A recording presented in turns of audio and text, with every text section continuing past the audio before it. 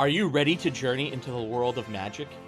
Captivated by the wondrous powers of Shiny Chariot, young Atsuko, Ako Kagari, vows to become a mage just like her idol. However, fast forward to high school, and poor Ako has absolutely no talent for magic.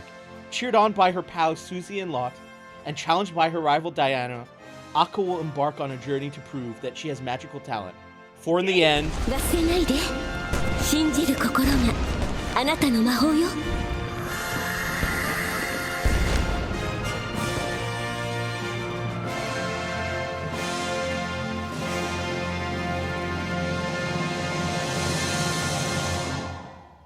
I remember when you texted me you wanted to watch the show. I'm like, why the hell did you want to watch this?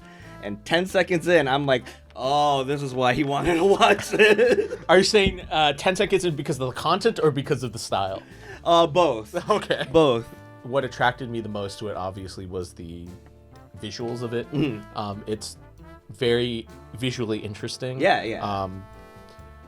You don't see shows like this a lot. Mm-hmm. For me, yeah, definitely the thing that drew my attention and I thought it was at least worth looking into was definitely the art.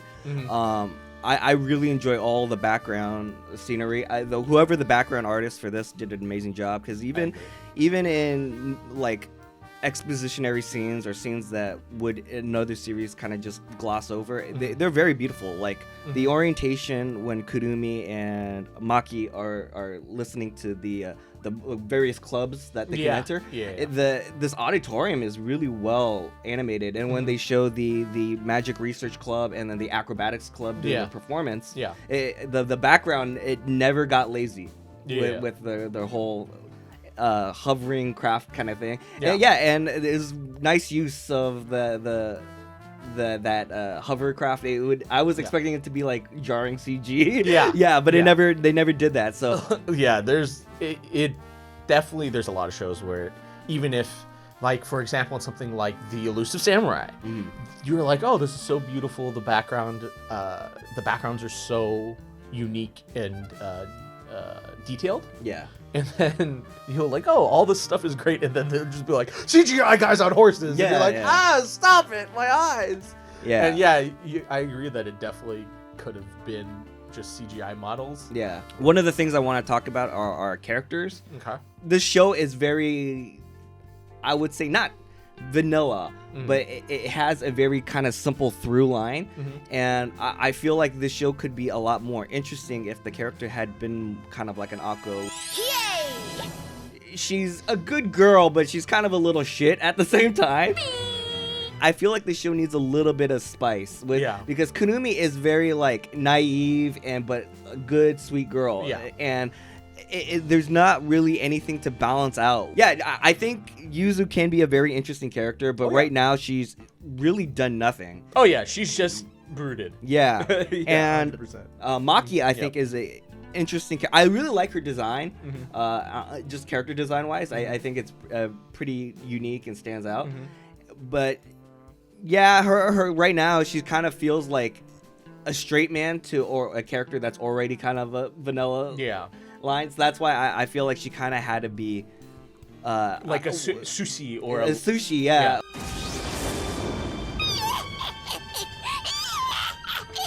I think this show, for what it was though, like we're talking about what we wish it had been, but for what it is, I do think the show is interesting enough. One of the things that like kind of surprised me while watching this was like how fast every episode seemed to fly by. Like I would be like really not much happening. Not much happening. Yeah. For like every episode you could probably summarize in like 2 or 3 sentences. And but still, like it was so engrossing. I was like, wow, the episode's already over. And I think that kind of speaks to like this world is interesting enough, these characters are interesting enough. All right, so again, I think we both agree that the surface level characters and plot of this show is pretty standard. Nothing too special. If this just had generic animation, if this looked like Hitori Bochi, whatever the fuck we watched before this, obviously I don't think this would be as interesting. Except for the fact that I think the subtext of this show is quite interesting. I think that this is not actually, I mean, who would have thunk it? This is not actually about witches and magic. No way. No way. I think this is about animation. This is secretly a show about animation, and it's about hand drawing versus AI. That's an interesting subtext. Because their magic books are just fucking AI, essentially, right? I had to interpret it. That's interesting. You put the art angle, but I did interpret it as like people that have to like more of like a working nepotism kind of an idea. Oh yeah, there's that too. Yeah, Obviously, yeah. I brought up. I think there's multiple subtexts to this, Yeah. but the one I find the most interesting. That's is, great. I think this is a lot about AI versus human art. Yes. Because the glyphs, the whole thing that we learned about why we had to sit in geometry class for 10 minutes of episode 2 is because they have to draw the thing. And then Kurumi, she feels it. It's the emotion behind the art, right? Yeah. You're an artist, right? I'm sure it's so funny you mentioned that because that whole scene of like draw the line, draw a circle. Yeah. That's exactly what you do when you start art, especially drawing digitally. Drawing digitally is very different from drawing on paper. And so I remember, like my first digital class, it's just draw a line. It's like draw a line. How it's like you think it's easy, and you think you're good, but the professor's like, oh no, no, no, no, no, no, no, no, no, no, no, no, no. So I do think that there's a class aspect of this that's interesting, and a AI versus human art aspect of this is interesting, that I hope is done well. That's all I can say.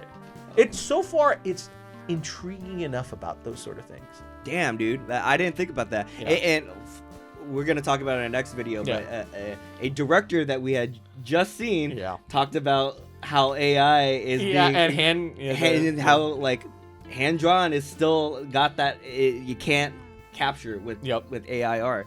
And I did not catch that subtext, and I man, this might be our magical destroyers of the year. Yeah, I'm Holy telling shit. you, telling you, brother. See, I always give you good shit. You know, Kevin, I give you good shit. I bring you to the table. You just like watching me suffer, though, which is the funny. I'm like, Kevin, I know you would enjoy this stuff. Let's talk about it. Yeah, I think they did what they needed to do, and to tell the story. Tell the story, and they presented it in an above average, I would say. Yeah, obviously.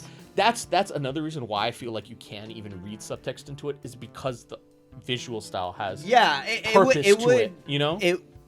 It would really be a spit in the face. Yeah, if it just looked like that, and the subtext was love for art. Yeah. You understand? Yeah. So that's the only reason why I feel like you can read the subtext in. Because if it was just like, let's just shit out a project, then it'd be harder to make that claim, I think. Yeah. But yeah, I think it's a good one. I think it has promise. So, we'll keep an eye on this one. Yeah. Hopefully, it turns out that Kurumi is in fact just anarchy.